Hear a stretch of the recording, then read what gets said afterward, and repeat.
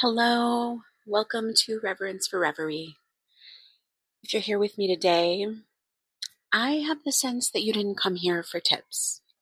You came to be undone, to remember what your body already knows, but that your leadership training, or maybe we'd even just say your life training, has taught you to forget. Today's episode is a frequency, not a format. It is the stirring of my heart and my own becoming in this phase of life. It is a recalibration, not any type of explanation. So if you're ready, let's enter together.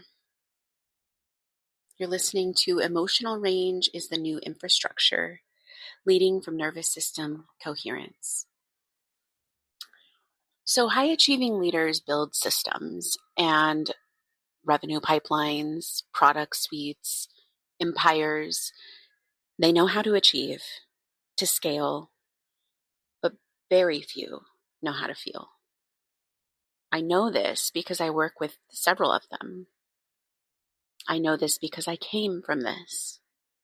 I am them. I am you if you're finding this right now and feeling the resonance. When they don't know how to feel, what they build eventually collapses. Not necessarily in numbers. The numbers might continue to grow or look good on paper, but in integrity, in resonance, in the quiet, private places where it no longer feels like them, where the structure outpaces the self. I know this because I've been there. I've built the systems that looked solid only to feel my own nervous system fray beneath them. I've sat with numerous clients who stood in rooms where their voice echoed with authority while their body trembled with the weight of unprocessed feeling.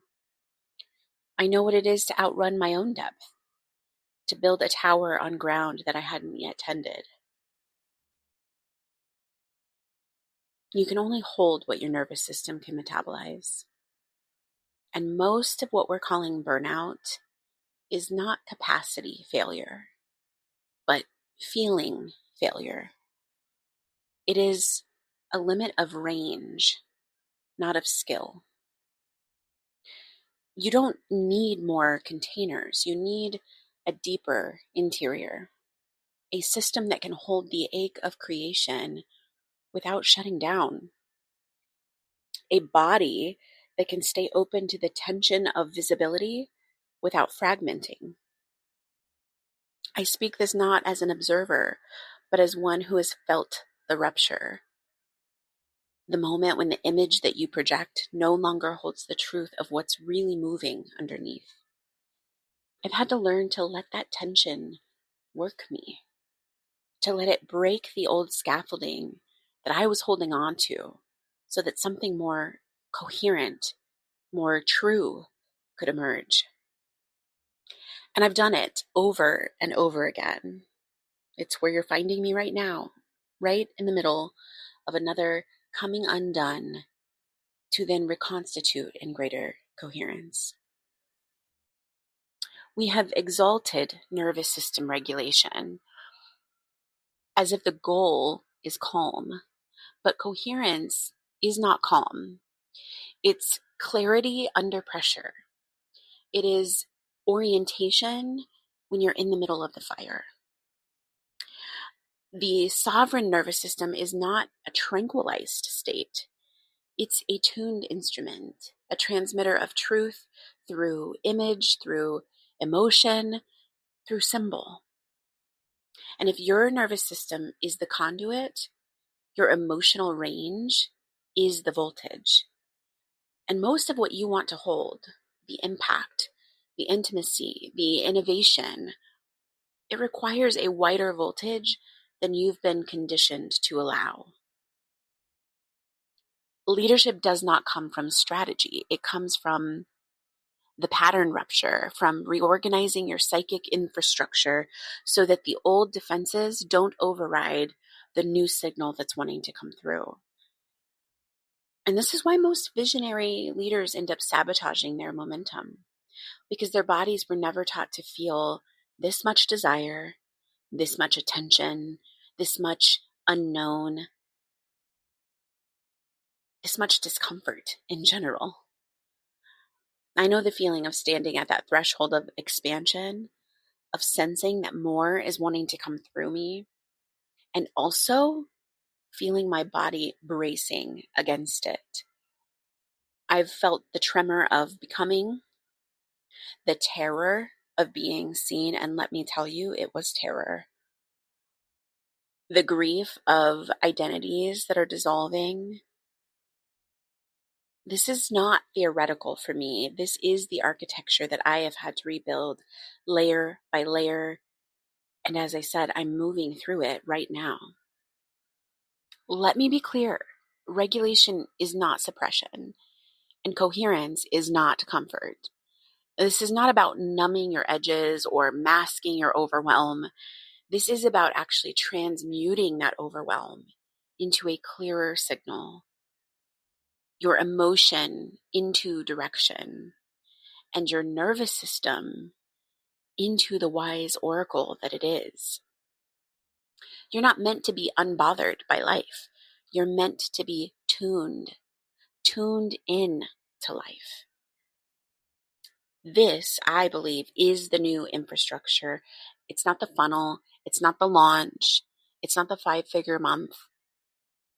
It's you building your inner scaffolding, the unseen architecture of your leadership. And I know this because I've had to choose to rebuild mine. I had to stop performing strength and start cultivating presence. I had to let myself feel all that I had numbed.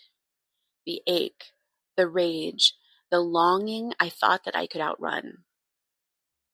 They all became the blueprint for this field that I am now transmitting and anchoring into my own reality right now.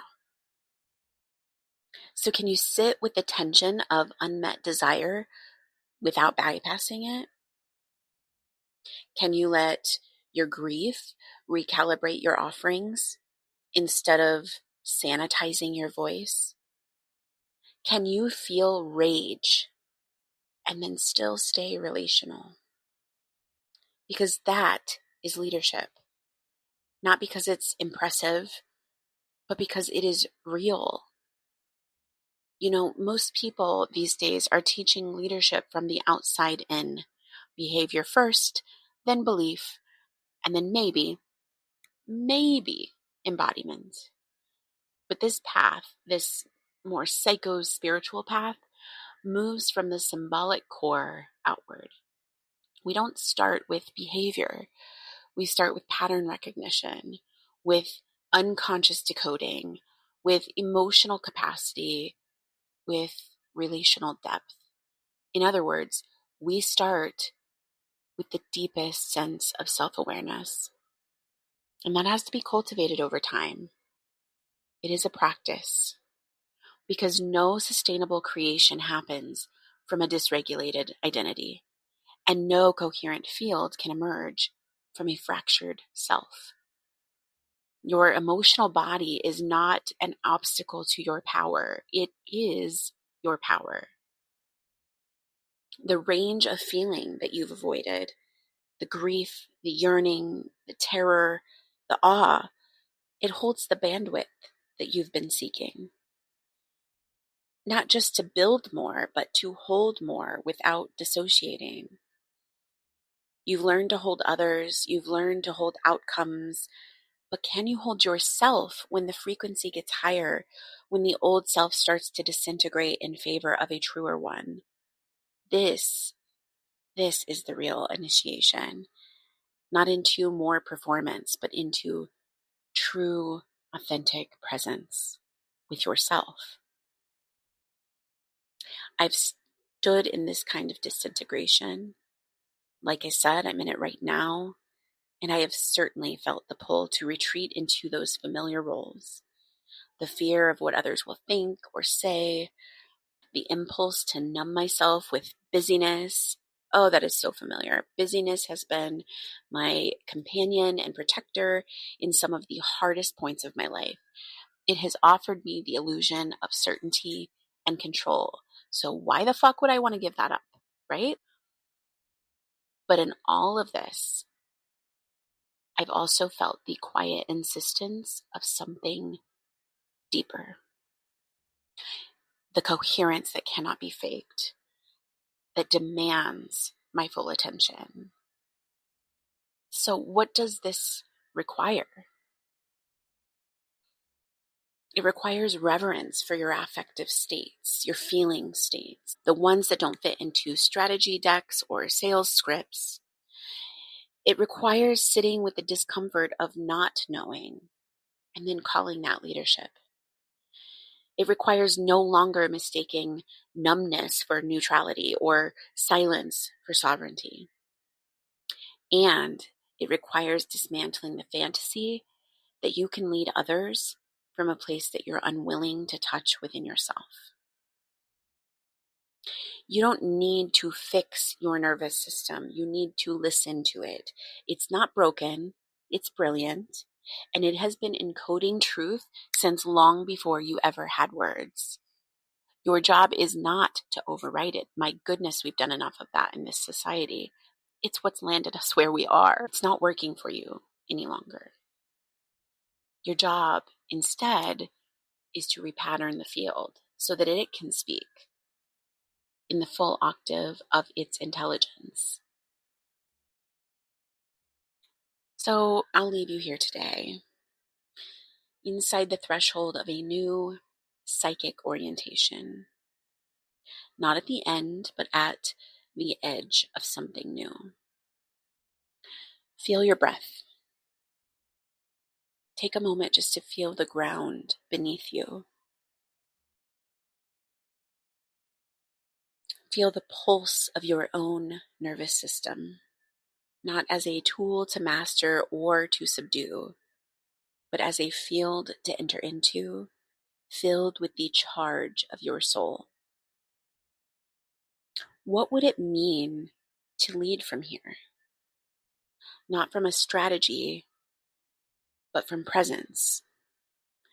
Not from control, but from coherence. Not from the polished surface, but from the pulsing root. What if you no longer were optimizing for ease, but for depth? And what if you remembered that the next evolution of your leadership won't be coming through the mind, but through the emotional body that's been waiting to be let back in, waiting to be trusted again? This is your new infrastructure. This is your architecture of resonance. And it's not built in spreadsheets, but grown in the soil of your own becoming. I've stood here, I'm standing here now, and if you're listening, chances are you're standing here too. So stay. Tend to it. You are the vessel. You are the voltage. You are the infrastructure that your future requires. This has been Reverence for Rêverie. Stay with that signal. Let it rewire you. And as always, let the reverie lead you. And I'll meet you there.